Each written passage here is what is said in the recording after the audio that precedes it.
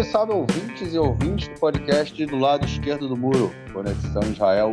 Estamos de volta mais uma semana, eu, Marcos Gorenstein e João Miragaia. Fala aí, João. Fala, Marquinhos, beleza? Tranquilo, na boa, 31 de agosto, João. Amanhã, 1º de setembro, e pelo menos parcialmente o sistema educacional volta a funcionar. As crianças vão para a creche e para o colégio amanhã, João?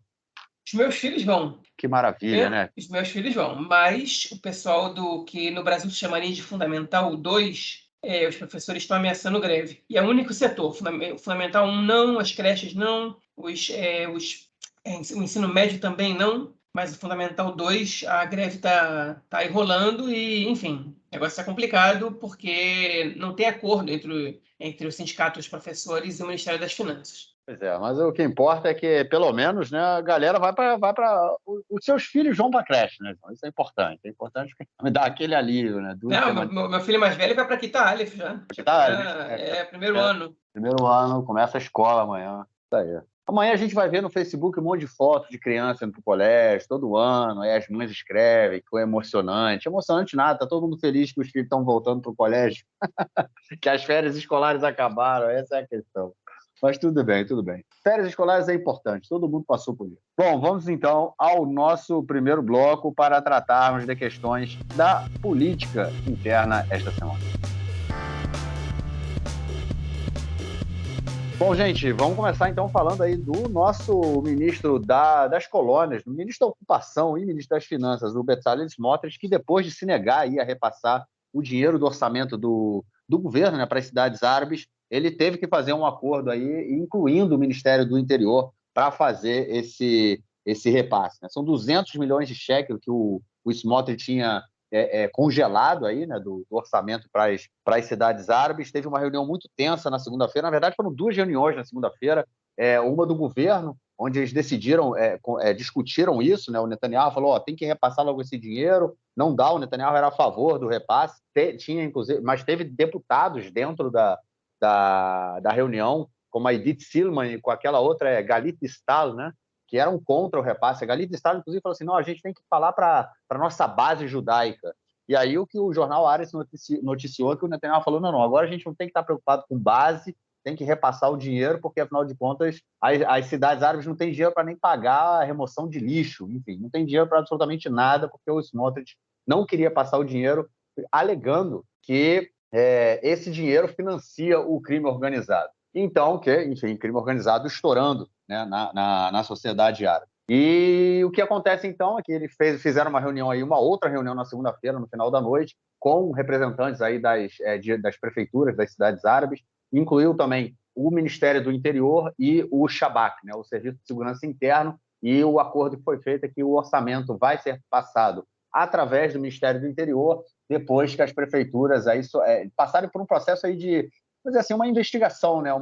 Eles vão avaliar se a prefeitura está mandando dinheiro para onde eles querem que o dinheiro seja mandado e não para onde a prefeitura acha que o dinheiro realmente tem que ser enviado, sabendo também que realmente há crime organizado relacionado aí com muitas prefeituras pequenas e muitas regiões administrativas aí espalhadas pelo país. Mas aí, João, será que dá para incluir o serviço secreto de segurança numa situação como essa, cara? É democrático isso? Não, não é. Porque eles usam métodos que não são democráticos, né?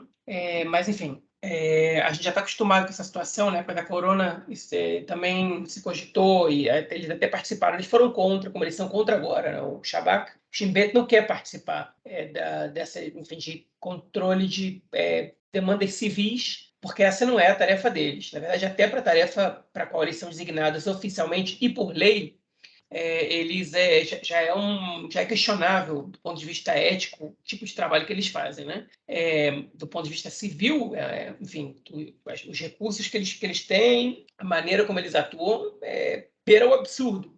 Então, não mas eu vou falar isso de novo aqui, eu comentei isso tem, sei lá, 2, 3, 4 meses, quando sugeriram pela primeira vez isso, já nesse novo governo, e a gente tem um problema com isso, que é um problema legal. O Shabak não pode atuar para o controle de crimes civis por definição legal. Ou você muda a lei, ou ele não pode ser, não é uma decisão do executivo. Ele é proibido por lei de atuar no ambiente civil, e caso eles mudem a lei, isso provavelmente vai cair na Suprema Corte, porque enfim, ela é uma afronta a diversos, na verdade, a diversos princípios legais e, entre aspas, constitucionais de Israel, que entre eles a igualdade. Se você usa para controlar somente a violência na população árabe, por exemplo, você já fere o princípio da igualdade, que é o mesmo princípio evocado pela Suprema Corte na hora que barra as propostas de lei que liberam uma população ultra-ortodoxa de se alistar ao exército. Então, eu acho muito pouco provável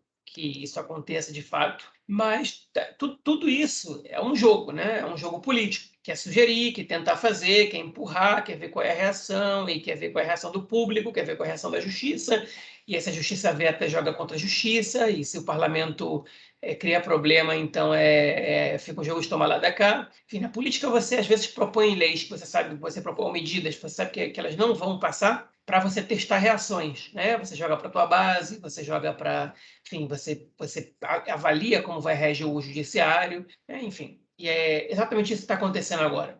O Shabak não vai se recusar a fazer, se for uma ordem expressa.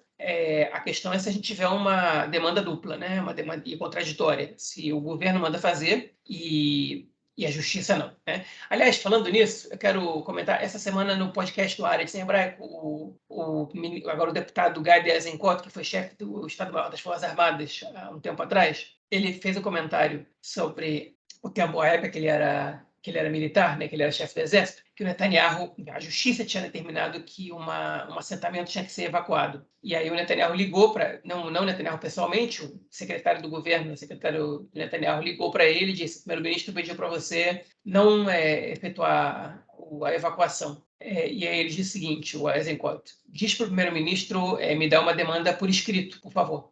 E ele falou, estou esperando até agora essa demanda por escrito, e nunca chegou, e a gente fez a evacuação. E aí, que o Eisenkot fez? Ele falou, na minha condição de funcionário do Estado, de burocrata do governo, ele não disse essas palavras, mas de fato é isso, se existe uma disputa entre os poderes, eu não vou escolher quem eu vou obedecer. Você me dá por escrito, eu publico isso, torno isso público, e aí vocês se resolvem. Enfim, estava na cara que ele sabia quem estava certo na história e que o Netanyahu não podia ter afrontado uma decisão judicial. Enfim, e são os testes. Aquilo foi um teste que o Netanyahu fez. Ele pediu, e se fosse um chefe das Forças Armadas fraco, obedeceria o Netanyahu. Como era um cara com personalidade, em geral, o chefe das Forças Armadas tem personalidade, né? Ele fez o correto. Falou, beleza, manda por escrito, eu publico isso. E aí vocês decidem, 1 dia, 2 dias a mais de atraso na evacuação não é o fim do mundo. E vocês resolvem as diferenças de vocês aí e a crise política fica instaurada. É exatamente o que a gente está tentando fazer agora. Pois é, instauração da crise política e do caos, né? É isso que os caras querem o tempo todo, né? O governo do caos. Bom, vamos continuar ainda, então, no setor árabe, já que nessa semana a gente teve a visita do ministro Benito Gvir com o ministro da Segurança Interna, da Segurança Nacional, né? E o ministro da Habitação, chamado Yitzhak Goldknofler, do partido Yadut Torá, né? O partido ultra-ortodoxo ashkenazita. Eles foram até a região da cidade de Arad, né? Arad fica no deserto do Negev. Eles foram até a região para acompanhar e, vamos dizer assim, e aplaudir a atuação da polícia que foi até lá destruir casas da população beduína que vive na região. Da mesma forma com a população árabe palestina, né, de Israel, a população beduína do sul nunca teve um apoio do governo para a construção de novos vilarejos, ou não dá para chamar de cidade, né, porque são povoados pequenos, enfim, novos vilarejos. Eles vivem em povoados, vilarejos ilegais, não são reconhecidos pelo Estado, e por conta disso não tem saneamento básico, não tem luz, não tem, enfim, nenhuma condição, né? Eles vivem em tendas, em barracas, muitos vivem em casas, mas, enfim, toda a energia elétrica e água, eles têm tudo que trazer, e geradores e tudo mais, é a condição que eles vivem. E o Ben-Gvir foi lá essa semana acompanhar a destruição da casa de beduínos e dizer que aqui a casa tem dono da casa, né? O que ele quis dizer, assim, né? Expó Balabai, né? Assim, a casa tem dono, e no caso o dono é ele. Eu não sei de que casa ele é dono, até porque a gente vê também o número de mortos na sociedade árabe de Israel aumentando toda semana, né? A gente fala disso o tempo todo só para registrar, no dia de ontem, registramos aí 163 pessoas árabes mortas aqui dentro de Israel, por conta da violência urbana, não é relacionado ao conflito palestino-israelense. Lembrando que hoje é o 243º dia do ano, ou seja, em 243 dias, 163 pessoas foram mortas aqui em Israel. Ano passado foram 111 no ano inteiro, a gente já está a 163 esse ano. Inclusive, a pessoa que foi morta ontem morreu na cidade de Lud, que fica aqui a 15 quilômetros da cidade onde eu moro. Atiraram na casa do prefeito, inclusive, também. Enfim, está o caos total. O Ministério da Segurança Interna não faz absolutamente nada, comentamos isso na semana passada. Mas ele foi lá no Negev falar que a casa tem dono, cara. Tem dono mesmo, cara? Mas sabe que eu estava ali pertinho, cara? A gente quase cruzou. Eu fiquei 3 dias, de domingo a terça eu fui no Mar Morto, eu passei em Arad na ida e na volta, mas não cruzei com esse paspalho lá, não. Não, mas esse é o discurso dele, desde da campanha, né? Enfim, que a gente vai retomar o controle da situação, que os donos da casa somos nós. E, enfim, medindo as proporções, que nem são tantas assim, o discurso é muito parecido com o que era o do Bennett há 10 anos, mais ou menos, quando ele se candidatou pela primeira vez. Então, não é estranho, não é novo, enfim, e não deixa de ser absurdo e doer os ouvidos cada vez que a gente escuta. Mas a mensagem dele, o que ele quis dizer, foi muito claro, que é o seguinte: a gente vai evacuar casas de não-judeus, e as casas de judeus a gente vai evitar que se evacue porque essa terra pertence a nós. Essa é a mensagem do Ben-Gvir. E isso dá a gente mais ainda a percepção, a clareza de que essa quantidade de mortes no setor árabe, da qual ele sempre se esquiva, né, quando é perguntado por que eu pedi o orçamento, né, não foi usado, por que isso, por que aquilo, mas já fala das contas, os números sobre a batuta dele são os piores possíveis, os piores da história, né? Já passou de 170, inclusive aqui próximo da minha casa, em Sarnin, a gente teve o primeiro morto em Sarnin, fica aqui a 10 minutos da minha casa, e menos, a 8 minutos, e ontem, quando eu estive em Sarnim de noite, teve um protesto com a foto do jovem que foi morto lá. Enfim, a situação é catastrófica, né? Enfim, isso é parte do projeto. Isso é parte do projeto, né? que é espalhar o terror na cidade árabe, que eles não se sintam bem-vindos, que eles não se sintam contemplados e que eles entendam que o lugar deles não é aqui. Se isso é do Estado de Israel, não é exatamente do Estado, mas certamente é do Ministério da Segurança Pública, que é com respaldo do governo. E não tem como negar isso, né?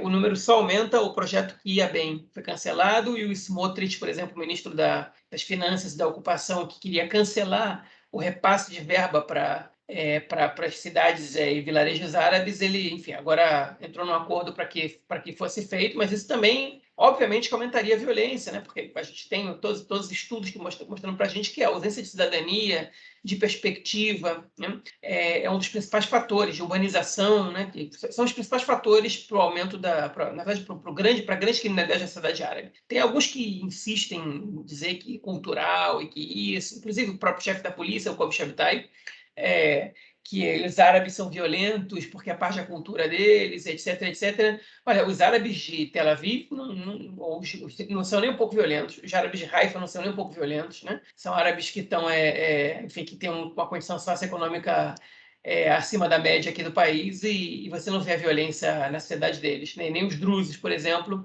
que também têm uma situação socioeconômica superior à dos muçulmanos, né? E um pouco superior à dos cristãos também, dos árabes muçulmanos e árabes cristãos. Então, você vai querer convencer, bom, os drusos, no caso, você até pode apontar a perspectiva cultural, mas os outros, enfim, não. Você não pode justificar dessa maneira, porque os árabes muçulmanos que vivem em lugares de maior renda e com urbanização, com educação e tudo mais, são muito menos violentos. Então, a violência comete lugares com muita desigualdade social, em geral, enfim, com polícia corrupta e ineficiente e mais uma série de fatores que jamais podem ser explicados pela perspectiva cultural somente. O cultural, se explica alguma coisa, é uma minoria.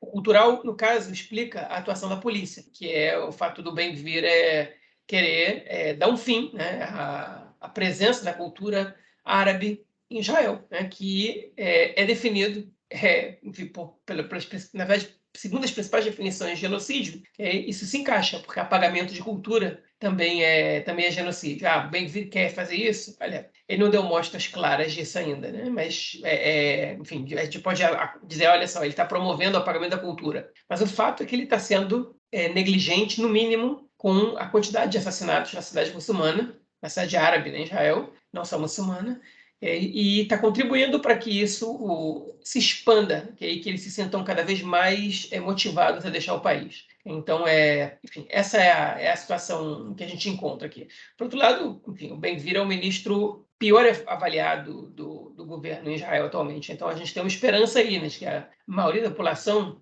entende que o projeto do Ben-Gvir e a atuação do Ben-Gvir são nefastos, né? Ele tem 69% de reprovação e só 19% de aprovação. O resto são pessoas que foram neutras, que provavelmente estão alienadas da política. Assusta que tem 19% que aprovam o trabalho do Ben-Gvir? Sim, assusta. Não vou mentir. 20% da população, 19% da população que acha que o que ele está fazendo é razoável, é bom, é muito, muito problemático, realmente. É perigoso, é assustador. Mas, enfim, ainda tem 70% quase aí que avalia o Ben-Gvir como um fracasso total. O interessante é saber dessa parcela da população que reprova, né, o Ben-Gvir, resta saber quantos o reprovam não por conta da política dele em relação aos árabes, mas por conta do fracasso dele, inclusive, em impedir que atentados aconteçam aqui em Israel, né, dentro da linha verde, no caso. Porque a gente lembra, quando a gente comentou disso, né, quando teve um atentado ainda no governo anterior, né, em Jerusalém, o Omer Bar-Lev, que era o ministro da Segurança Pública, ele foi até o local e o Ben-Gvir, que já tinha sido eleito, né, já foi depois da eleição isso, e todo mundo já sabia que ele ia ser o próximo ministro da Segurança Pública, o Ben-Gvir foi até o local do atentado e esculhambou o Omer Bar-Lev, né, botou o dedo na cara e falou: você é um fracassado, essas pessoas morreram no seu, como é que chama? Na sua mishmeret, né, no seu turno, né, eles morreram, enfim, e agora está acontecendo exatamente a mesma coisa do lado dele. Ele não faz absolutamente nada para impedir esse tipo de coisa. Então, assim, seria interessante saber se essas pessoas que o reprovam o seu trabalho, eles o reprovam por conta do que ele quer fazer com a população árabe ou por conta do fracasso dele, inclusive, de evitar atentados do lado de cada linha dele. Enfim, interessante saber. Seria legal se a gente pudesse ter uma visão melhor dessa pesquisa, mas, enfim, de qualquer forma, saber que a grande maioria da população reprova o Ben-Gvir já é um alento, realmente. Bom, vamos então à nossa próxima notícia, já que começamos aí o episódio na nossa introdução falando sobre a questão do sistema educacional. Como falamos, parte do sistema possivelmente está ameaçando, né? Não sabemos ainda se ele vai funcionar amanhã. Amanhã, dia 1º de setembro, é quando as aulas voltam, o sistema educacional volta a funcionar. É uma coisa muito louca isso também, né? Porque sempre, assim, o sistema educacional aqui funciona do dia 1º de setembro até o dia 30 de junho, né? 30 de junho é o último dia do ano. Então, as crianças têm 2 meses de férias. E amanhã, 1º de setembro, é sexta-feira, né? E sábado não tem aula. Então, as crianças voltam amanhã e sexta-feira também é meio-dia, um dia curto. Então, as crianças entram amanhã nas creches e nas escolas às 7h30, 8 horas da manhã. Meio-dia já está todo mundo fora. Sábado fica todo mundo em casa, enfim, volta às aulas novamente na segunda, no domingo, né? Isso para mim é muito estranho, né? Se fosse no Brasil, com certeza o pessoal vai fazer dar aquela ponte que chama, né? Enfim, só começa na semana que vem. Enfim, começando aí amanhã, a gente não sabe se todo o sistema educacional vai realmente voltar, porque tem setores ameaçando greve, já que, obviamente, como em qualquer lugar do mundo, os professores não são bem remunerados, o sistema educacional passa por uma crise estrutural, né, em qualquer lugar do mundo. João, o Ministério das Finanças aí prometeu 2.000 cheques de aumento para os professores, mas a gente não sabe ainda se o sindicato vai aceitar e se as crianças todas voltarão às aulas amanhã. Não, eles não aceitaram essa proposta. Isso a gente já sabe que eles não aceitaram. Por quê? Qual foi a proposta? Que os professores recebem um aumento de 2.000 shekel, né, que equivale a mais ou menos R$2.900 por mês, mas que no primeiro ano seja só de 1.200 e no segundo ano passa a ser 2.000, mas que eles se comprometem a não fazer mais greves durante alguns anos, hein? E os professores, eles querem, a exigência deles é um aumento de 3.000 shekel, né, no espaço de 2 anos, e com compromissos de não fazer greve nos próximos 2 anos. Porque o argumento deles é claro, a inflação no país está acima da média, enfim, ela agora diminuiu, mas esse ano ela foi acima da média, e a gente não pode se comprometer com uma situação como essa, que agora por um espaço de 5 anos, né? Você vendo o salário ficar estagnado, o salário que já é muito baixo, diga-se de passagem, que é abaixo da média nacional. Então, por enquanto, não tem definição. O Yoav Kish, que é o ministro da Educação, ele teve uma discussão séria com o Smotrich na reunião enfim, do gabinete, quando, enfim, na hora que ele queria forçar o Smotrich a liberar o dinheiro para os povoados árabes, né? Enfim, que essa semana foi acordado que vai ser por meio do Ministério do Interior, porque o Kish sabe que parte desse dinheiro vai para a parte educacional, para a parte da educação, que as prefeituras precisam desse dinheiro para pagar, às vezes, o servente da escola. Né? E, enfim, ele pressionou, disse que o Smotrich estava viajando, estava perdendo a linha, que não estava atuando bem. O Smotrich falou para ele parar de falar besteira, sim, foi o vocabulário deles mesmo ali. Enfim, e no final das contas, o Smotrich falou que ele não sabia nada, que ele tinha que estudar, e o Smotrich falou e fez o que o Kish falou. Não porque o Kish falou, provavelmente o Netanyahu deve ter dito para ele, libera esse dinheiro agora, porque senão o bicho vai pegar, e vai pegar para todo mundo. Ou o Netanyahu, ou alguém com alguma responsabilidade ali dentro. No fim das contas, o dinheiro vai sair, mas a greve, olha, a gente sabe que as coisas podem acontecer nas madrugadas aqui, né? A gente está gravando um pouquinho mais cedo, são 8h45 da noite, da quinta-feira, e pode ser que durante essa noite as coisas mudem, porque amanhã começam as aulas, né? Não começam as aulas para o país inteiro, por exemplo, aqui na região que eu moro, não tem aulas sextas-feiras só para as creches, para as escolas. Então, mas para boa parte das escolas do país, isso começa amanhã. Pode ser que para eles comece no domingo, que a negociação continue amanhã de manhã, amanhã de tarde. Certamente ela é interrompida no Shabat, né, sábado. Mas eu acho que pode ser que hoje à noite a gente tenha uma surpresa. Agora, o Sindicato dos Professores está exigindo bastante, porque eles merecem. Né? É básico o que eles estão pedindo. E eu não sei, e a gente está num ano de déficit enfim, do governo, justamente por causa da estupidez do governo de tentar forçar a barra dessa reforma. Né? Já tendo que lidar com uma inflação acima da média, já no início do governo, etc. Enfim. Então, eu acho que vai ser uma negociação complicada. Mas como o governo não quer perder popularidade nesse momento, eu acho que, no final das contas, eles vão acabar fechando com isso. Até porque a presidente do Sindicato dos Professores, a Yafa Ben David, ela é ligada ao Likud. E eles não podem simplesmente atacar o Sindicato dos Professores, né? Porque isso, enfim, seria um problema para eles. Então, seria um problema, mais uma vez, mão dupla, né? Porque a Fabiana David pode mudar de lado, enfim, se eles já incitam contra os professores, eles podem perder o controle do sindicato, que é um sindicato muito importante. Então, eles estão fazendo de tudo para chegar nesse acordo. Só que o Smotrich não é do Likud. Então, ele está jogando duro do jeito que ele quer. E, enfim, a gente tem que aguardar agora para ver o que vai acontecer essa noite. Estava falando da inflação, né, custo de vida aqui em Israel. Essa semana saiu também um documento, né, um relatório da OCDE falando que Israel, entre os países da OCDE, é o que tem o custo de vida mais alto de todos os países da OCDE, e o nível dos preços em Israel é 38% mais alto do que a média da OCDE. É simplesmente absurdo o que acontece aqui. Né? Acho que não tem nenhuma explicação para o que acontece aqui. Eu já ouvi em programas falando que a margem de lucro das empresas aqui ela é muito maior do que em qualquer lugar do mundo. É realmente um capitalismo ultra selvagem que faz aqui, uma exploração simplesmente absurda. E a imagem que todo mundo pinta é o país, né, a Startup Nation. Tá? Cara, é muito bizarro isso, é muito bizarro. É um país para poucos, um país para poucos. Bom, é isso. Vamos, então, à nossa próxima notícia, que diz aí também, revela um pouco também a insatisfação da população com todos esses problemas que a gente comentou até agora, até porque até agora só falamos de problemas, e porque essa semana saiu uma pesquisa divulgada no Canal 12, e em todos os quesitos, né? Se fosse escola de samba, o Netanyahu cairia para o grupo B, mas, enfim, todos os quesitos, o governo atual do Netanyahu ele foi menor avaliado do que o governo anterior do Lapid e do Bennett.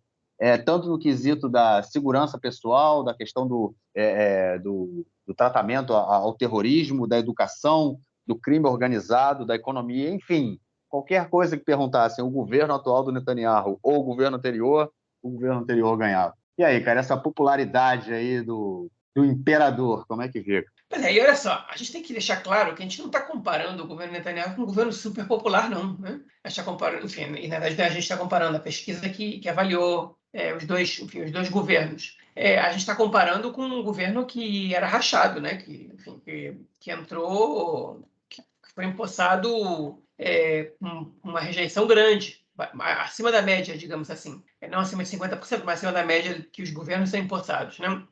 Mas olha só, eu vou ler algumas perguntas que o Canal 12 divulgou. Em relação ao terror, que governo atuou melhor no combate ao terror? 42% dos entrevistados responderam ao governo Bennett Lapid, 33% responderam ao governo Netanyahu. Em relação à segurança pessoal, que é onde o Ben-Gvir deveria exercer seu ministério, seu mandato aí.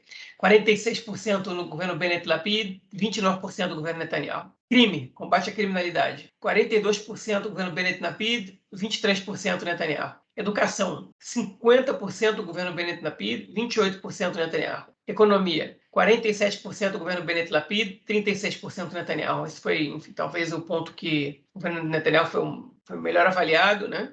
Não foi o mais próximo do anterior, né? Da luta contra o terror. A luta contra o terror foi 9% a diferença, essa aí foi 11%. E agora, a luta contra o terror, é importante dizer isso, o Netanyahu e os seus asseclas, né, e os seus correligionários bateram na tecla de que o governo anterior ele era aliado da Irmandade Muçulmana, enfim, que estava dando dinheiro para a Irmandade Muçulmana, 50 bilhões de shekel, e o Hamas, isso e aquilo, patati patatá.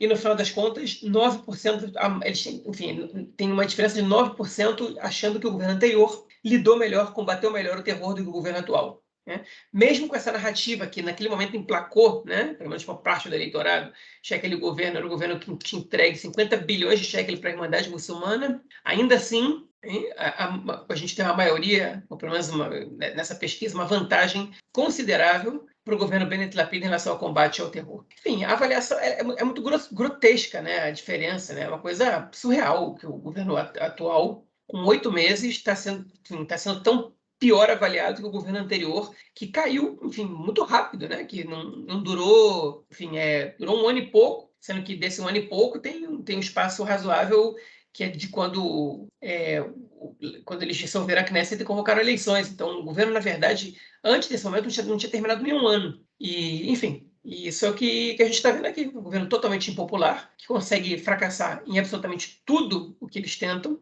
até agora, nem dentro das suas próprias crenças, né? Eles estão sendo eficientes, exceto alguma minoria ultra-radical que está conseguindo alguns êxitos, né? Principalmente dos colonos radicais. Enfim, e essa é a situação que a gente se encontra hoje. Péssima aprovação do governo, perante a maior parte da sociedade. Né? Não consegue ter mais que 36% de preferência em nenhum ponto. Em alguns chega a bater a casa dos 20%, 23%, por exemplo, no combate à criminalidade. Né? Enfim, negócio terrível. Agora, vale a pena a gente destacar aqui que, em alguns pontos, a opção não sei ou nenhum dos dois, né? Ela foi maior do que a votação do governo Netanyahu, e algumas vezes ela chegou muito próxima da votação, inclusive, do governo Bennett Lapid. Não muito próxima, mas se aproximou. Né?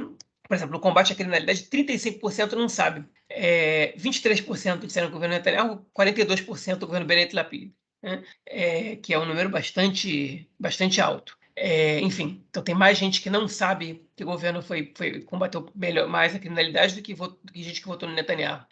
Mas, enfim, a taxa dos não sei está na faixa dos entre 17% e 25% em geral. Só nesse que destoa para os 35%. Né? Então, tem muita gente na população que ainda está indecisa de qual é o pior e qual é o melhor. E essas pessoas são as que o Likud está tentando conquistar o voto para as próximas eleições quando elas acontecerem. Sabe qual é o problema? É que o outro lado ele está numa faixa entre 42% e 50%. E se você não conquista pelo menos 80% desses votos, você vai perder as próximas eleições. É isso. Maus lençóis, né, o governo Netanyahu. Mas, enfim, a gente não sabe se vai ter eleição também, porque depois que o parlamento voltar de férias, né, a gente vai começar a entender o que vai ser daqui para frente. Mas vamos ver quando vai voltar. Bom, tem festas aí, volta às aulas, aí daqui a um mês começa aí as festividades de final de ano e Dia do Perdão e tudo mais. Enfim, vamos ver como é que vai acontecer. Lá para meados de outubro, as coisas devem começar a esquentar novamente por aqui. Bom, vamos então à nossa próxima notícia e entrar em alguns temas aí sobre o sistema judiciário como um todo, as nossas próximas duas notícias. A primeira dela é sobre, na verdade, uma comissão que foi formada e uma entrevista que foi dada pelo deputado Simcha Rothman. Não vou dizer o pai, né, porque ele não é o pai do golpe judicial, mas ele é o cara aí que passou a boiada, né, o cara que ele é o chefe, o líder, né, da Comissão de Constituição e Justiça, CCJ, né, e ele foi o cara que passa a boiada, enfim, tratora todo mundo. E nessa semana ele deu uma entrevista no Canal 12 também para a jornalista Hermes Mangisto sobre a comissão que foi formada para avaliar a questão do aplicativo Pegasus. Para os ouvintes que não sabem, o aplicativo Pegasus é um aplicativo espião que foi desenvolvido aqui por uma empresa israelense. Ele foi, inclusive, vendido para vários governos mundo afora, o que gerou uma série de desconfortos, né, já que presidentes foram espionados, enfim, ativistas políticos foram espionados. Simplesmente através de uma mensagem de WhatsApp, a pessoa que manda a mensagem ela consegue entrar no celular da pessoa que recebeu a mensagem. Ou seja, se o João tem o Pegasus no telefone dele e ele me manda uma mensagem, eu não sei que é o João, o João manda uma mensagem, eu respondi a ele. No momento que eu respondi a mensagem pelo WhatsApp, o João consegue ter acesso ao meu celular, e é assim que o Pegasus funciona.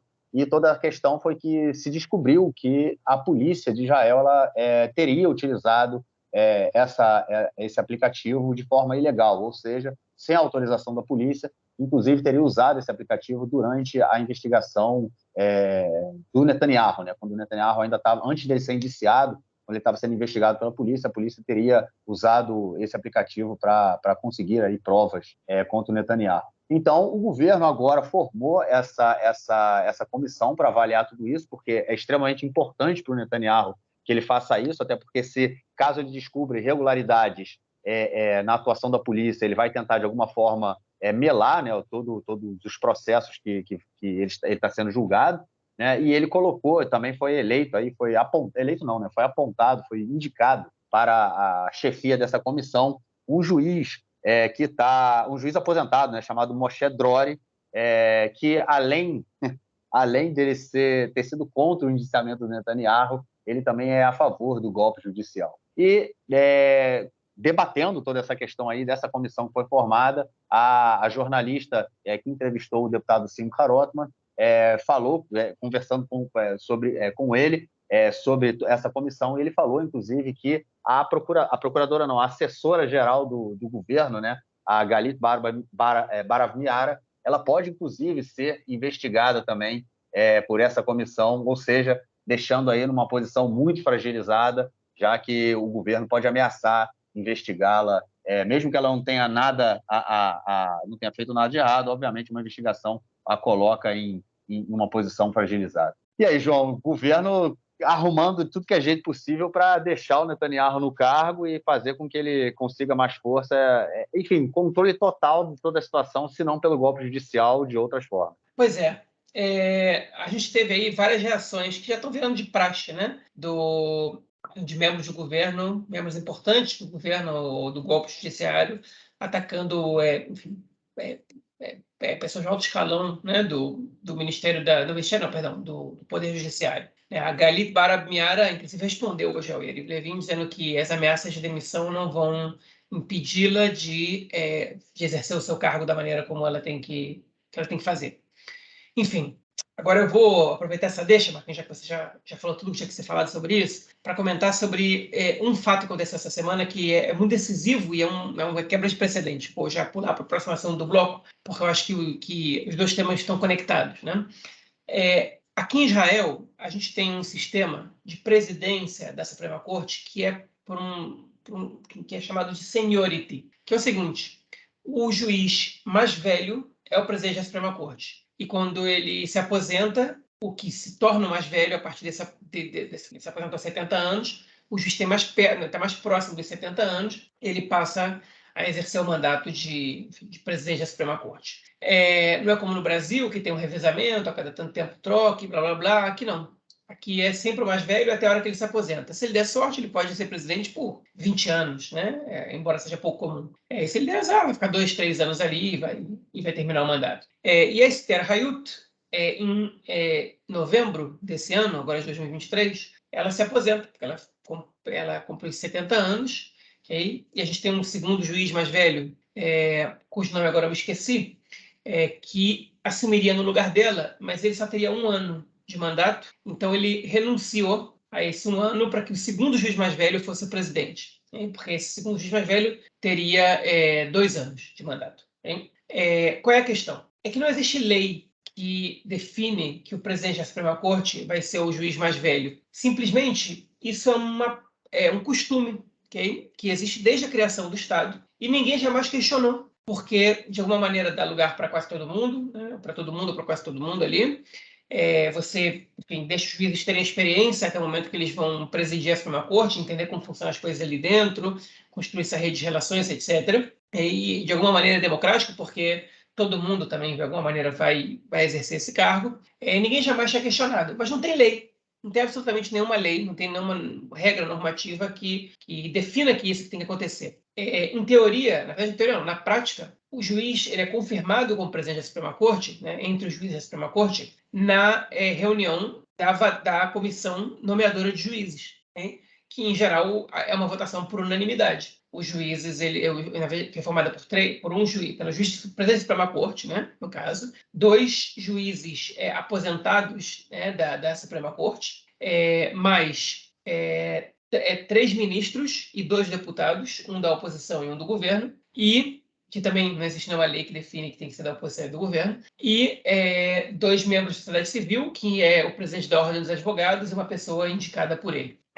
Então, a gente tem aí uma presença de 5 políticos, sendo que um é da oposição, 3 juízes e 2 membros da sociedade civil. Enfim, e essa comissão, ela simplesmente confirma o mais velho ali. E aí, esse ano, o juiz Yosef Elron, que no momento é o único juiz de origem oriental, né, judaica oriental na Suprema Corte, não tem nenhum árabe, são todos judeus, dos 15 juízes, ele é o único juiz de origem oriental. Já teve outros, né? Não é que nunca teve, inclusive já teve de esquerda, o Meni Mazuz, que há pouco tempo renunciou ao seu cargo, né? Era um juiz bastante progressista e de origem oriental. Mas no momento ele é o único, ele também foi o único que votou, que se absteve, no caso, do afastamento do Aryeh Deri como ministro, evocando a cláusula de barreira. E ele é um juiz conservador, que foi indicado pela Ayelet Shaked. A Suprema Corte não queria esse juiz, de jeito nenhum. Inclusive o Fogelman, que é o juiz que, teoricamente, teria que exercer agora, queria que assumir, no caso, quando a Esther Hayut renunciasse. Ele foi juiz junto com o Elron em Haifa. Os dois atuaram na mesma vara. Tiveram muitos conflitos pessoais e ideológicos, profissionais, no caso. E a maioria dos juízes da Suprema Corte, naquele momento, acreditava que o Elron não estava no nível dos juízes. E ele não é o único conservador, a gente tem até uma maioria conservadora hoje na Suprema Corte em Israel, não tem nada a ver com isso, simplesmente achavam que ele não estava no nível dos outros juízes, mas a Ayelet Shaked pressionou muito e acabou dobrando os presentes do Poder Judiciário a aceitar essa nomeação. A Ayelet Shaked, do jeito dela, conseguiu nomear muito mais juízes conservadores do que o Levin tende a conseguir até o final desse governo. E sem ter que fazer essa força que ele está fazendo. Mas, enfim, fechando esse parênteses. O Elron decidiu se candidatar a presidente da Suprema Corte. E, de repente, quebrar um costume de 75 anos. Ele agora quer que as coisas sejam diferentes. E isso vai para a comissão nomeadora de juízes. Qual é a questão? Dentro da comissão, ele não ganha, porque os 3 juízes que estão ali não vão votar nele, né? A deputada da oposição certamente não vai votar nele, e os 2 membros da sociedade civil também não vão, porque eles foram eleitos agora numa eleição muito politizada, justamente com o discurso de lutar contra a reforma e derrotar o FNAV, né, que era o presidente da ordem, né, quando ele não foi eleito juiz da Suprema Corte, e agora o FNAV perdeu a eleição com uma derrota cachapante, né? Quase 80% dos votos foram para o vencedor, cujo nome agora me fugiu, eu sei o nome do perdedor, mas já me esqueci o nome do vencedor, a gente comentou isso aqui naquele momento, no momento da eleição, mas enfim, o Elron não tem chance de vencer na comissão atual. Só que vocês não podem se esquecer que o Yariv Levin, uma das das principais medidas propostas por ele no golpe judicial é alterar a formação da comissão nomeadora de juízes. Ele queria uma comissão que o governo decidisse tudo, praticamente, né? Que a coalizão decidisse tudo. O Netanyahu sinaliza como uma comissão totalmente política, com 5 membros do governo, 5 membros da oposição. Enfim, todo o resto da sociedade critica essas duas propostas, porque diz que você não pode politizar totalmente, você tem que dar o próprio judiciário também algum poder na nomeação de juízes. E eu vou lembrar isso aqui, não é só de juízes da Suprema Corte, não, hein? É de juízes em geral. Qualquer juiz em Israel que é nomeado para qualquer vara tem que passar por essa comissão, tem que ser entrevistado, tem análise de currículo, etc. E a gente está num déficit de 90 juízes e o Levin não convoca a comissão, e a Suprema Corte agora em setembro, né, logo ali, vai ter um debate se vai obrigar o Levin ou não a convocar a comissão agora. Né? E ele está tentando correr para mudar a comissão, né, para legislar isso, mas ele esbarrou na exigência dos ultra-ortodoxos, que disseram que não votam mais em nada enquanto a lei do alistamento, né, a lei que os libera do alistamento militar, não for aprovada pelo governo. Então o Levin está com esse pepino aí para resolver, porque em setembro a Suprema Corte pode obrigar ele a convocar a comissão e a gente vai ter uma crise institucional aí se ele resolver não atender à exigência da Suprema Corte, né, a demanda, a ordem judicial, a decisão judicial que se cumpre, né, não se questiona, se cumpre, talvez ele questione, talvez ele não queira cumprir, e a gente vai ter uma crise institucional muito grande. Algumas pessoas dizem que essa pré-candidatura do Heron, no caso, é uma jogada de mestre, porque faz com que o Levin tenha que agora correr para mudar a comissão e pode dar agora para a direita o direito de ter um juiz da Suprema Corte. Agora, o Heron, é importante dizer, ele não vai ser presidente da Suprema Corte nunca, provavelmente, porque ele é só 6 meses mais novo que o Fogelman. Então, quando o Fogelman terminar o seu mandato, o Heron não assumiria por 6 meses, porque enfim, talvez ele até assumisse, mas ele não ia ter tempo de fazer nada. Então, essa é a única chance que ele tem de ser presidente da Suprema Corte. É por isso que ele está forçando a barra. Alguns acham que é uma jogada de gênio, que é combinada, porque força o Levin a mudar essa comissão, só que, por outro lado, pode ser um tiro que saiu pela culatra. Por quê? Porque agora toda a oposição já entendeu que não pode ceder em absolutamente nada para nenhuma mudança dessa comissão. Eles estão entendendo que até a presença da Suprema Corte está em jogo de maneira imediata, caso essa reforma continue sendo tocada. E a Esther Hayut, no momento que ela viu isso acontecendo, ela afastou o Yosef Elron da decisão que a Suprema Corte vai ter que tomar sobre se o Levin vai ser obrigado a convocar a comissão nomeadora de juízes urgentemente ou não, porque ela alegou que agora tem conflito de interesses. No momento que ele se candidata, né, à presidência da Suprema Corte, ele depende da comissão nomeadora de juízes. E se ele depende da comissão nomeadora de juízes, ele não pode votar se ela tem que ser convocada imediatamente ou não, porque isso pode vir a favorecê-lo. Então, ele acabou que dificulta a possibilidade, porque ela tem que formar uma turma, né? Que tem que sortear uma turma que vai fazer essa votação dentro da Suprema Corte israelense, e o Elron já não é possível membro dessa turma. Então, de fato, também tem esse lado negativo. Agora, o que impressiona nisso aí é a disfarçatez e a ousadia, né? Eles têm apoio de um membro da Suprema Corte para enfim, ao golpe judicial, e esse membro está totalmente conectado com a coalizão, com o lado mais obscuro e sombrio da coalizão, inclusive trabalhando nos bastidores para boicotar o Poder Judiciário como ele é agora. Né? Não tem nenhum respeito pela casa, pela Kotar, enfim, é um juiz que não tem respeito pelo Poder Judiciário israelense, que o governo está trabalhando para destruí-lo. Né? Enfim, e isso é uma senhora notícia. Então, isso não é à toa, esses comentários do Yariv Levin, do Simcha Rothman, eles estão tentando destruir tudo que existe do sistema judiciário israelense. Para eles nada disso serve, e eles estão trabalhando para destruir tudo que tem aí, e agora a gente sabe que tem um juiz no meio desse concharro todo. Enfim, eu acho que o Levin só ganha essa se ele conseguir alterar a comissão antes do tempo. E se ele conseguir, antes do tempo eu digo antes de ele ser obrigado a convocar. Né?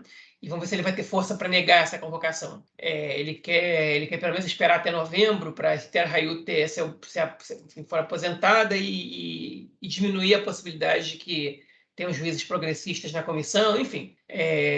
Se ele consegue que o Heron seja o presidente até então, né, da Suprema Corte, ele vai poder, enfim, ele poderia, no caso, voltar a ter maioria na comissão nomeadora de juízes sem mudar a regra. Né?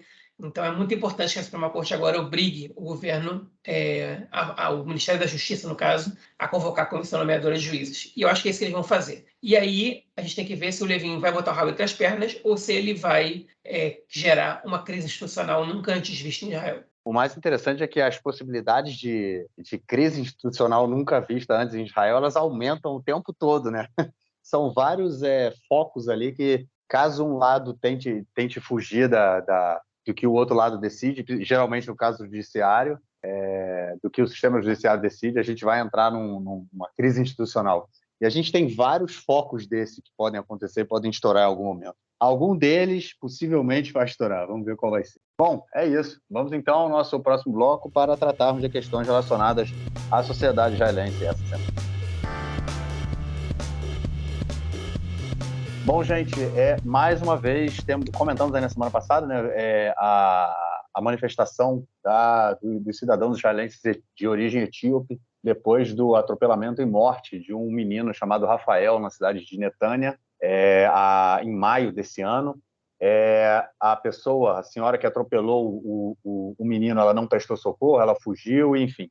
A polícia fez a investigação que deveria ser feita, nada aconteceu com a senhora, ela não foi acusada de ter deixado a criança no local sem prestar socorro, e isso gerou uma série de manifestações na semana passada, e essa semana, mais uma vez, no dia de ontem, uma manifestação também em Tel Aviv, dos etíopes, que teve muita violência com a polícia, cavalo, porrada e bomba, né? Tiro, porrada e bomba, né? Aquela coisa toda que a gente vê com a população etíope mais uma vez. Interessante, né, João, que com a população etíope, sempre que tem manifestação, tiro, porrada e bomba. Eu nunca vi terminar de um jeito mais tranquilo. Não, as manifestações dos etíopes também tendem a ser mais violentas que as manifestações da esquerda, né?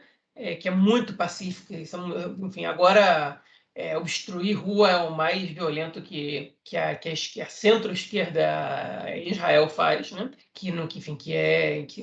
Eu fui crítico a isso, não pela ausência de violência especificamente, mas pela ausência de desconforto que eles causam para a sociedade nessas manifestações. O governo fica muito tranquilo, eles pedem permissão para a polícia, vão para o lugar demarcado, fazem uma caminhada, alguns gritos, e depois voltam para casa, tudo isso no sábado à noite, quando não incomoda ninguém. Né? Que tipo de manifestação é essa?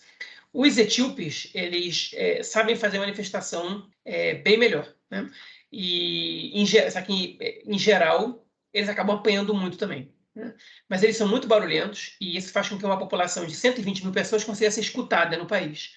Porque eles são muito barulhentos, eventualmente eles são violentos, nunca são tão violentos quanto o Estado é com eles, no caso a polícia é muito violenta com eles, mas não só a polícia, o Estado em geral é violento com a população etíope, né? De todas as maneiras possíveis, enfim, inclusive relegando eles a um lugar periférico, lugar marginal, né? na escala social do país. E ontem, no caso, na quarta-feira, teve coquetel Molotov sendo jogado contra os policiais, teve muita briga, pau, pedra, muito gás lacrimogêneo jogado pela polícia, enfim, e bombas de gás, né, para dispersar, enfim, que arde o olho, é uma tristeza, um negócio desse. E no final das contas, a manifestação foi dispersada, mas eles estão sendo escutados.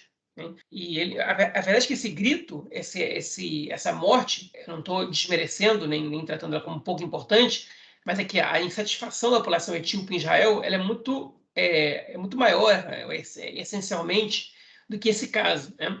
Essa manifestação ela é pela situação de vida dos etíopes em Israel. E isso a gente não pode perder de vista. Né? O que está acontecendo é que os etíopes estão se levantando reclamando do descaso que o Estado tem com eles. Enfim, essa morte, esse atropelamento, né, ela é só uma parte pequena do que é isso, mas foi desesperador. Enfim, e é isso que está acontecendo. E os etíopes sabem que se eles fazem manifestações de sábado à noite, só gritando palavras de ordem, eles vão ser muito elogiados pelos intelectuais e pela imprensa e não vai acontecer absolutamente nada, né? Muito já não, só por quem souber que eles estão fazendo isso. É o pessoal que está sentado num café em Tel Aviv vendo eles passarem.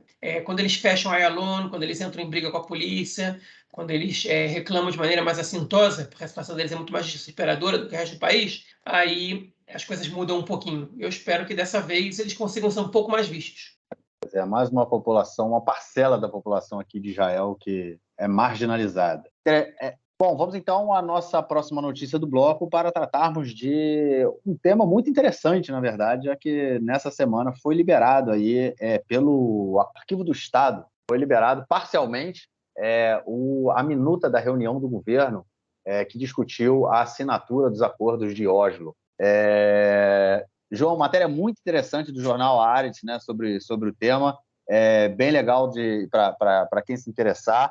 Eu não sei se saiu no Haaretz em inglês, né? No Haaretz em hebraico está lá. Acredito que tenha saído no inglês também, porque, enfim, é um debate bem interessante. Se fala de tudo, né? A gente vê que a preocupação era a questão do terror, a questão dos assentamentos, a questão, enfim, de se a autoridade palestina ia fazer alguma coisa contra o terror e se ela conseguiria mesmo sobreviver, né, em função dos acordos de Oslo. Tinha muitas dúvidas. Mais uma coisa que o Rabin falou, João, que me chamou muita atenção, é que acho que até os dias de hoje está válido, né? Que construir assentamentos em áreas superpopulosas não trouxe nenhum benefício para Israel, nem político, nem estratégico e nem militar. E aí, cara, como é que a gente pode tirar dessa reunião do acordo de Oslo aí?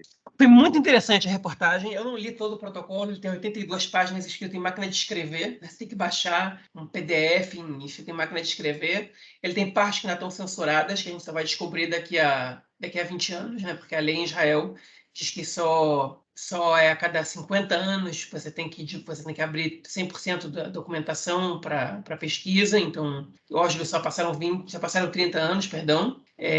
Então, a gente se contenta com essa reunião ministerial que debateu o tema às vésperas da assinatura e que, enfim, que decidiu pelo sim. Okay? E algumas coisas muito interessantes ali. A primeira é ver como o Rabin estava muito preocupado. Ele dizendo, enfim, ele estava seguro de que era o melhor a fazer, mas ele estava dizendo ali abertamente: nós não podemos dar garantia de que isso vai ser bom para a segurança. A gente está fazendo uma aposta e estamos sendo obrigados a confiar no outro lado. Mas eles dizem que eles só assinam o documento se o outro lado renunciar ao terror. Que, de fato, por escrito, isso não aconteceu exatamente. O Shimon Peres, ele funcionou ali como um membro, apesar dele reconhecer a falta de garantia para diversas áreas, ele estava naquela reunião como o grande incentivador, né, do acordo, o que de fato ele foi, no meio político, né, principalmente, obviamente junto do seu funcionário, no caso do U.S. Bailey, que depois virou político. O Shimon Peres, ele era o cara que estava defendendo Oslo, dizendo que essa era uma oportunidade, que não podia ser perdida e que não tinha mais o que fazer, etc, etc. E por aí vai.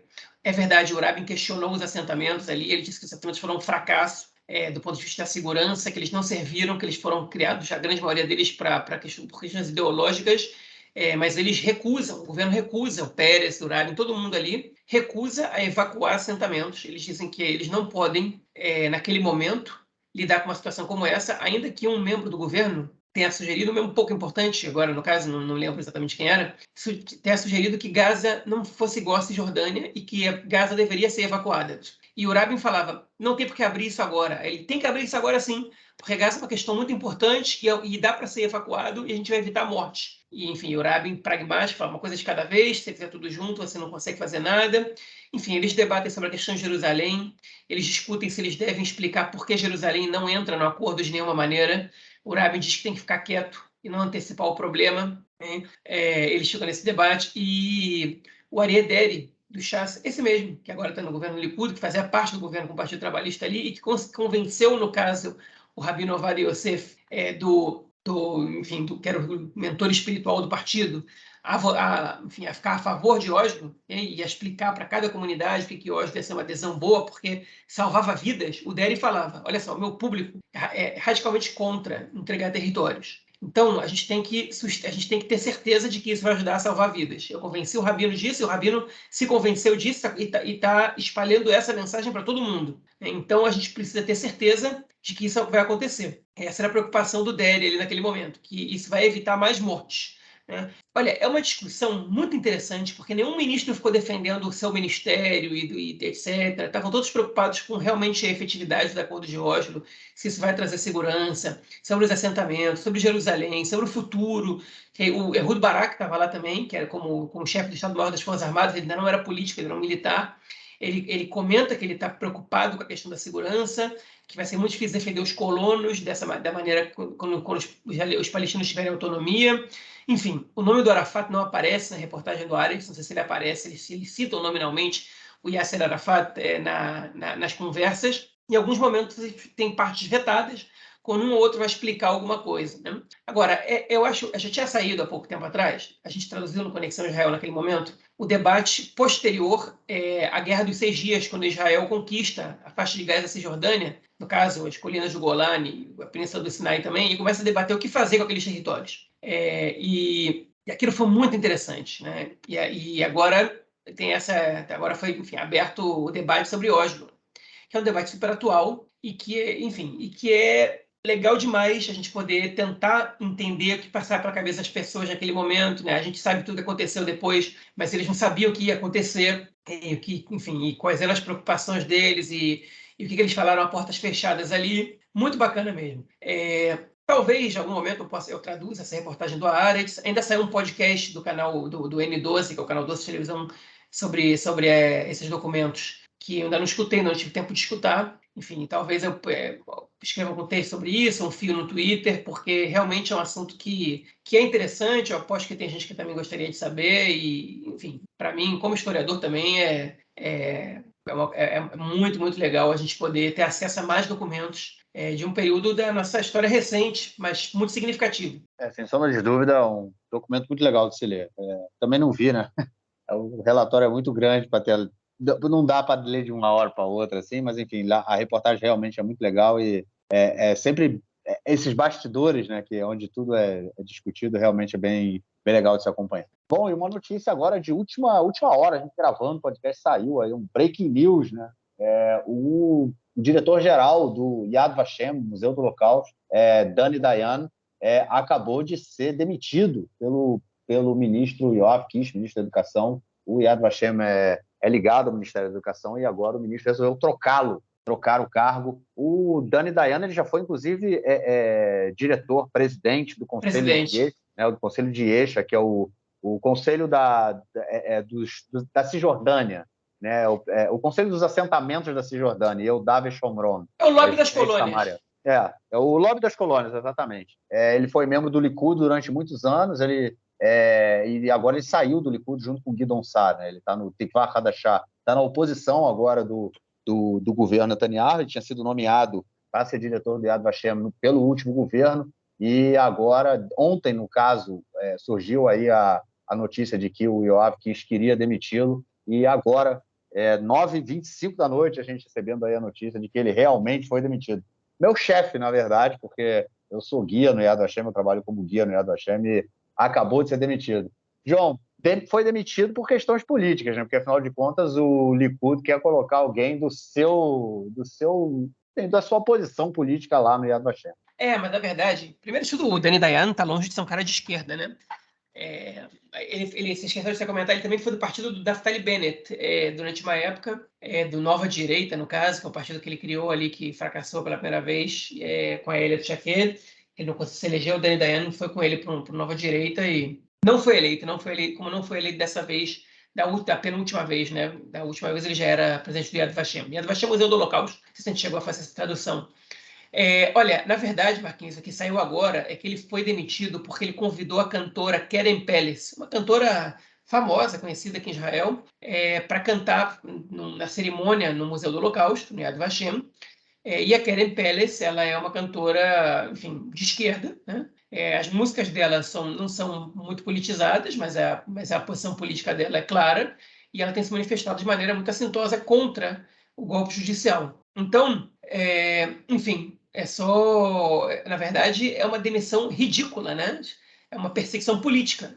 Se o governo quer trocar o presidente do Museu do Holocausto, ele pode, mas a razão pela qual eles estão fazendo isso é patética, okay? Porque não fizeram há 8 meses, quando eles assumiram o poder, né? Estavam insatisfeitos com a gestão dele. O último ministro que o Likud impulsou no Yad Vashem era um sujeito abertamente racista, né? E aí agora o Dani Dayan, que é um cara, enfim, que está longe de ser de esquerda, né? Um cara de direita, foi do lobby dos colonos, mora no assentamento, né? Ele, enfim, é um cara mais razoável do que a maioria do Likud. Para vocês verem, o ex-presidente do lobby dos colonos, ele é um cara muito mais razoável do que todos os parlamentares do Likud. Né? Todos. Para vocês verem o nível da extrema-direita em Israel. E agora ele foi demitido do seu cargo porque levou uma cantora para cantar no evento. Enfim, não é uma cantora antisionista, não é uma cantora enfim, que tem letras radicais.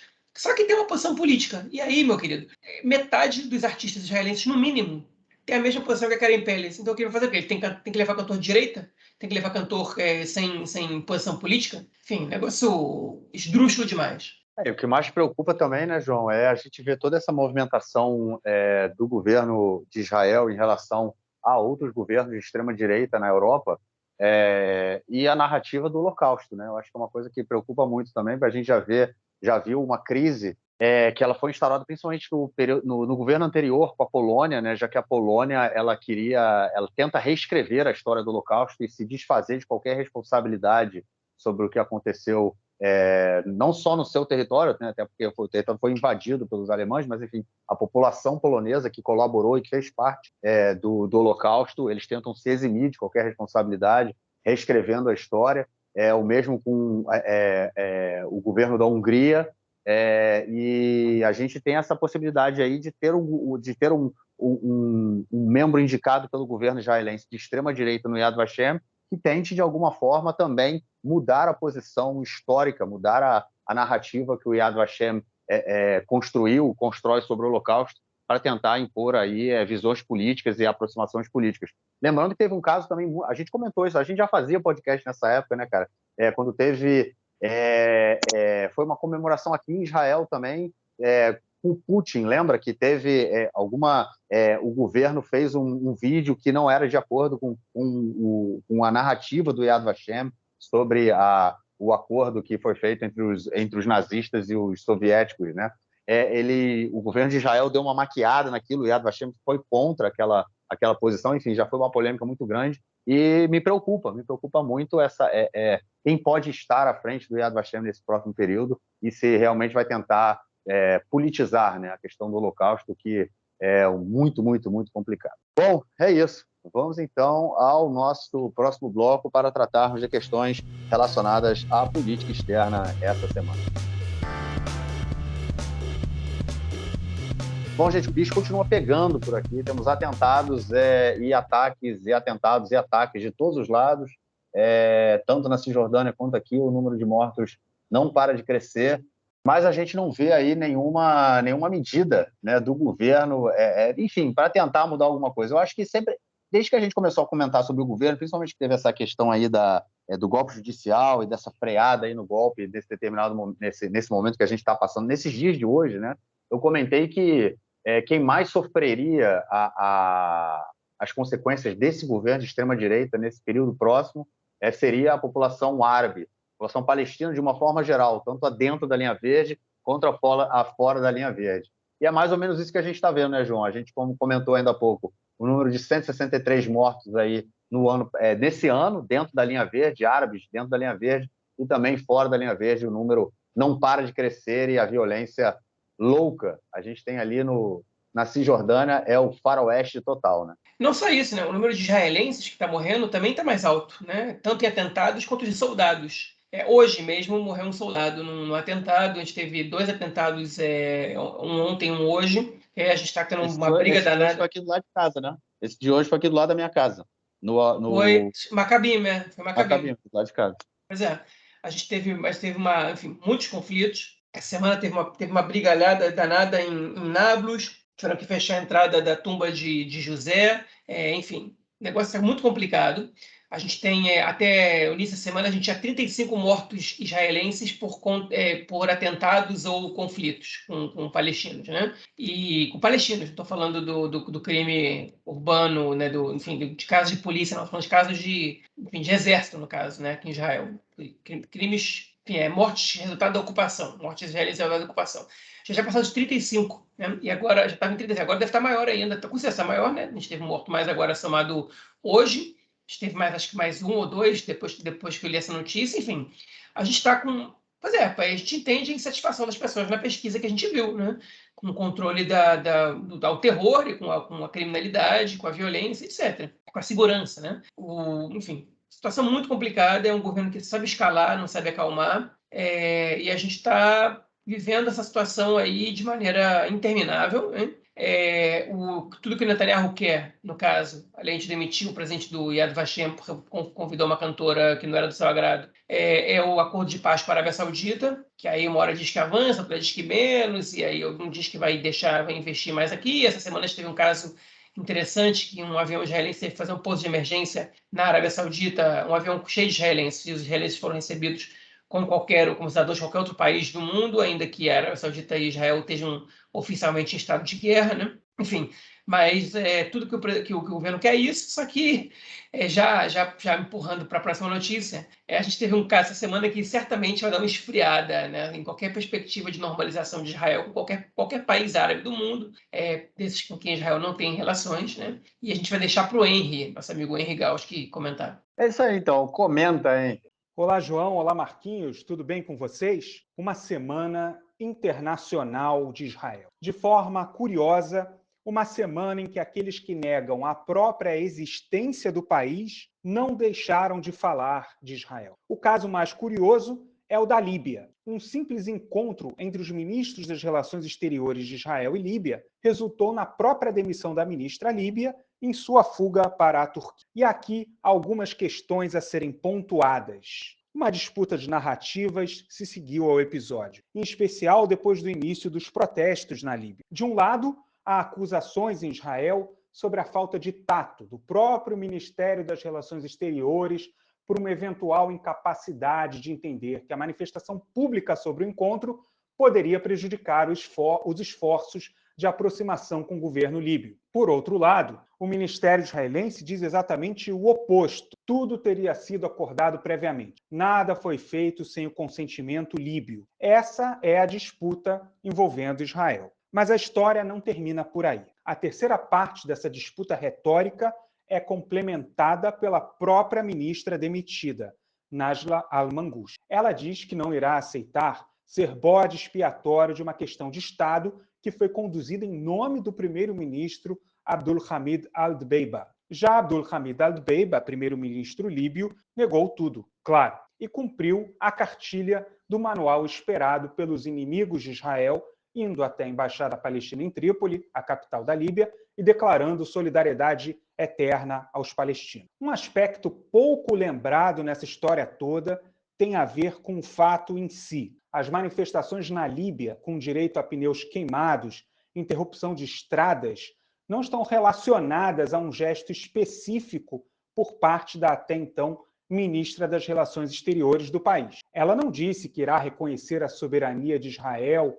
sobre a integralidade de Jerusalém. Ela tampouco disse ser contrária à criação de um Estado palestino. Ela não entrou no mérito sobre a forma de solucionar o conflito entre israelenses e palestinos ou quais serão as fronteiras finais desses dois países. Ela não fez nada disso. O que gerou essa onda de manifestações foi apenas um encontro com o ministro de Israel. O suposto crime, entre aspas, que terminou com sua fuga para a Turquia depois de ser demitida do cargo de ministra das Relações Exteriores. E aqui não faz nenhum sentido eventuais comentários sobre a atual coalizão de governo de Israel. Mesmo que o primeiro-ministro fosse Yair Lapid ou Merhav Michaeli, líder do Partido Trabalhista, lideranças políticas que abertamente são favoráveis à criação de um Estado palestino, é muito provável que as mesmas manifestações tivessem acontecido. Aliás, é muito provável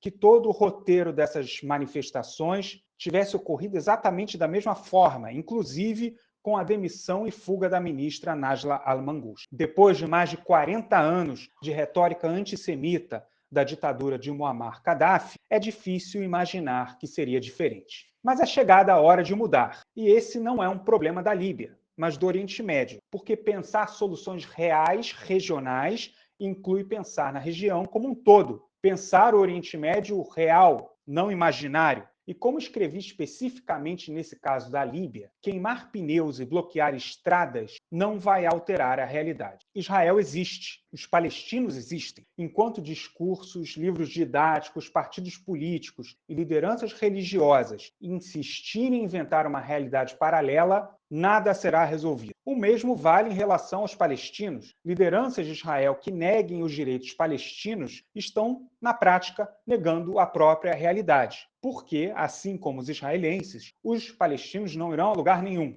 Vão continuar por aqui, todos juntos, aguardando uma solução. E soluções reais passam pelo reconhecimento do mundo real. Pode parecer óbvio, mas o Oriente Médio não é exatamente um lugar óbvio. Precisamos todos de mais realidade e de menos fantasia, menos mundos imaginários e menos realidades paralelas. É isso, meus amigos, um bom programa e uma boa semana para todos nós. Valeu, mestre, brigadão. E, obviamente, a gente vai ter que comentar também, né, João? Porque o que aconteceu essa semana realmente foi fora do comum, como o Henry mostrou aí pra gente, né? Tudo isso que aconteceu. João, o que aconteceu, cara? O Eli Cohen, né? Que saíram vários memes também pela internet, né? Porque tem aquele espião famosíssimo israelense, Eli Cohen também, que é o mesmo nome do ministro das Relações Exteriores, que se tornou espião na Síria. Enfim, tem até uma série do Netflix, são 6 episódios, é uma série bem interessante, bem legal, com o Sacha Baron Cohen, e ele se torna espião na Síria, em que ele chega a ser vice-ministro da defesa na Síria, até que os sírios descobrem que ele era um israelense infiltrado pelo Mossad, também chamado Eli Cohen. Aí saíram vários memes nessa semana comparando esses dois Eli Cohen. O ministro das Relações Exteriores, que ele não vazou, né? Porque não foi uma coisa acidental, ele simplesmente informou a essa reunião que ele fez com a ministra do Exterior da Líbia, de acordo com as informações que a gente tem, né?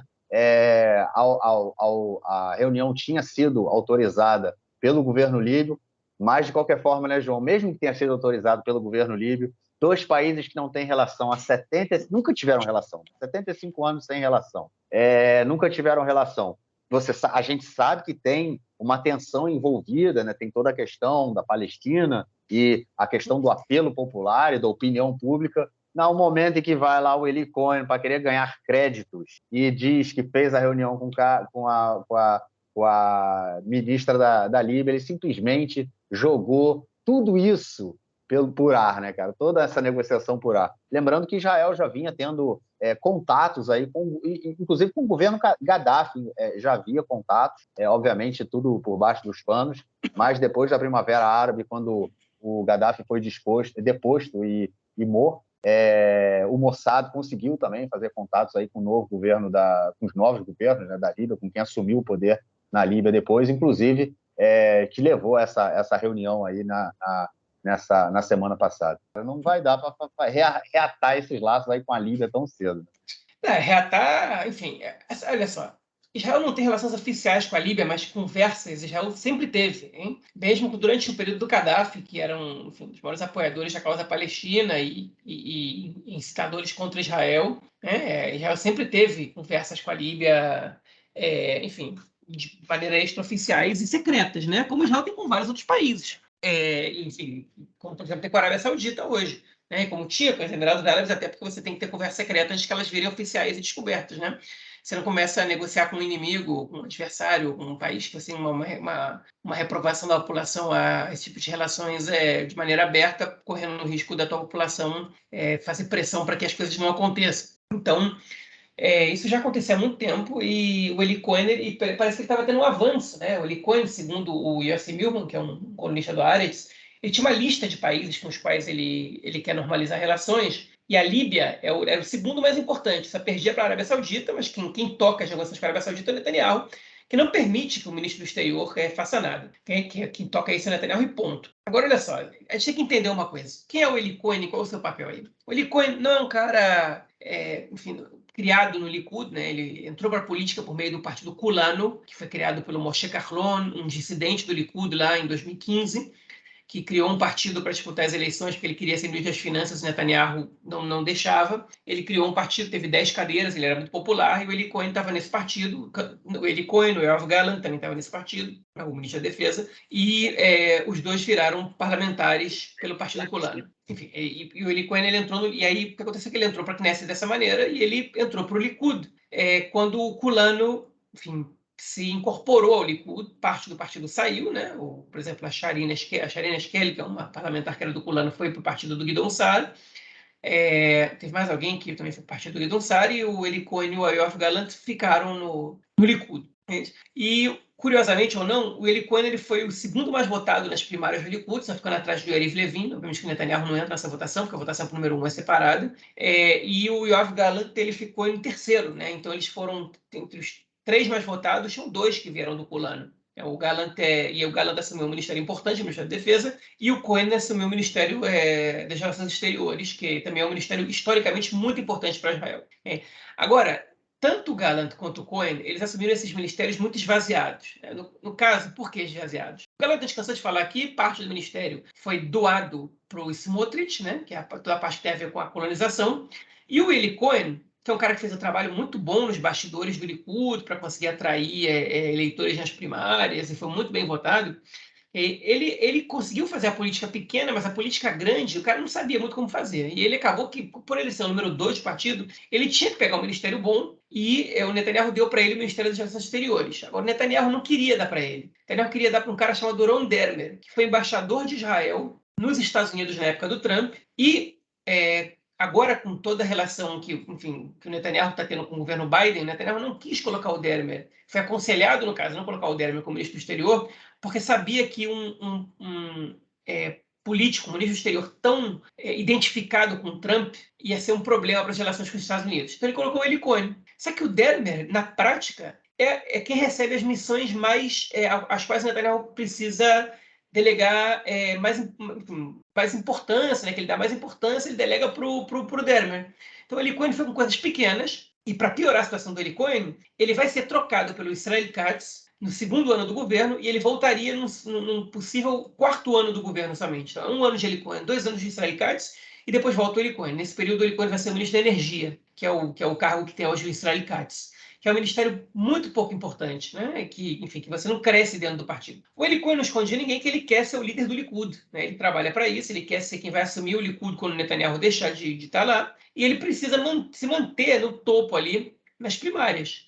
E ele, agora, como ministro exterior, ele tentou se aproximar da Líbia. De alguma maneira, aparentemente, ele fez um bom trabalho, porque ele conseguiu convencer o ministro exterior da Itália, né, o Antonio Tajani, que é um grande apoiador de Israel lá, desse governo da extrema-direita da Itália, a promover essa reunião em Roma entre ele e a Barghouti, que era a ministra do exterior da Líbia. Okay? Uma reunião longa, sobre a qual eles falaram de vários assuntos, de inteligência, de segurança, da comunidade judaica da Líbia, né, que já não existe mais praticamente, mas que de restauração do patrimônio da comunidade judaica, etc, etc. E o Eli Cohen, ingênuo, do jeito que ele é, despreparado para o cargo que ele tem, voltou para Israel e publicou uma mensagem no site do Ministério das Relações Exteriores, divulgou para a imprensa israelense sobre essa reunião com a ministra do Exterior da Líbia. A Líbia é um país que está numa convulsão civil desde a guerra civil que eles passaram no contexto da Primavera Árabe. Até agora o país não está resolvido. Tem praticamente 2 Líbias, 2 governos que não se entendem para poder pacificar e unificar o país e convocar eleições. No caso, ela é a ministra do exterior do governo ocidental, né, que é o mais reconhecido pela comunidade internacional. E na Líbia é proibido você negociar com israelenses e com Israel sob pena de até 9 anos de cadeia. Então, quando começou essa situação, ela fugiu. Primeiro, eles foi uma reunião pequena, eles imploraram para o Ligan, apaga urgente essa mensagem árabe que vocês publicaram no site, mas já era tarde demais, todo mundo já tinha divulgado isso. Né? E aí, ela teve que fugir no avião fretado para a Turquia, sem que ninguém visse, a coitada da ministra do exterior, porque ela estava ali, numa missão do próprio governo. Né? O governo disse que não o presidente, o Dbeibov, disse que não fez nada, obviamente que ele não quer ele mesmo cair, mas ela já disse que eu estava ali enviada pelo governo, o governo sabia e queria que eu estivesse ali, e eu não vou pagar esse pato sozinha. Enfim, e aí os protestos começaram na Líbia de maneira bizarra. O Antonio Tajani na Itália está muito irritado, porque, enfim, isso põe a credibilidade dele com outros países em jogo, porque ele estava lá de fiador da situação, e olha só o que aconteceu, né? Enfim, ele também, dentro da Itália, ele é um apoiador de Israel, e agora a Itália vai querer se afastar, e como é que vai ficar a cara dele ali para o governo, né?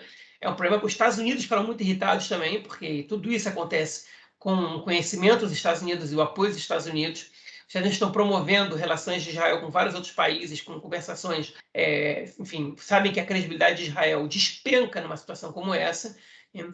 A situação com a Líbia vai ser muito difícil que volte ao estágio que estava. Na verdade, não vai ser muito difícil. Não vai voltar ao estágio que estava, vai voltar, enfim, talvez agora não seja interrompida por muito tempo, até que eles possam voltar a conversar. Casos como esse são muito problemáticos. Aconteceu com os Emirados Árabes também, uma ação do Mossad dentro dos Emirados Árabes, lá nos anos 90, no início dos anos 2000, colocou tudo a perder. Israel estava negociando normalização ali e colocou tudo a perder.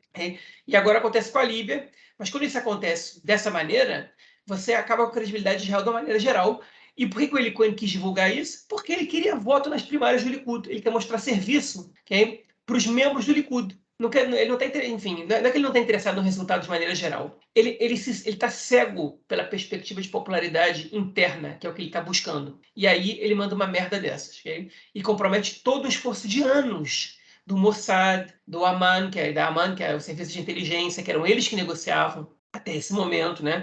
Quando o Eli Cohen, inclusive, tomou o lugar do Mossad e o Mossad não gostou muito, mas respeitou, né, a decisão. Bom, beleza, quem vai fazer essas negociações agora é o lado político, está na vez deles, a gente está fazendo bem, mas beleza. E no final das contas, ele vai lá e estraga tudo. Negócio inacreditável, simplesmente inacreditável, o nível de amadorismo, enfim, de ingenuidade, despreocupação. E o Eli Cohen, o mais triste de tudo é que ele é dos membros mais razoáveis do Likud, enfim, que não é fanático pela questão dos assentamentos, que não é um cara de ultradireita, ele é um dos poucos ali que você consegue trocar uma conversa de 3 minutos, enfim, sem que ele diga nenhum impropério, nenhum absurdo, né? Isso aqui, pelo jeito, não está no nível para coisa nenhuma. E eu vou dizer que é uma pena, porque um sujeito moderado como ele, com trocar o Netanyahu, seria o melhor que podia acontecer para o Likud. Mas eu acho que as chances dele agora se esvaíram, né? O Eli Cohen ele vai ter muito trabalho agora para conseguir se eleger nas próximas primárias do Likud. É isso. Deu aquela pisada na bola, né? Voltou, quantas casas voltou o Eli Cohen depois dessa semana? Bom, vamos então ao nosso próximo bloco para ouvirmos o comentário do camarada Nelson Dias. Manda aí, mestre. Meu caro Gorenstein, amigos do Conexão Israel, do lado esquerdo do muro.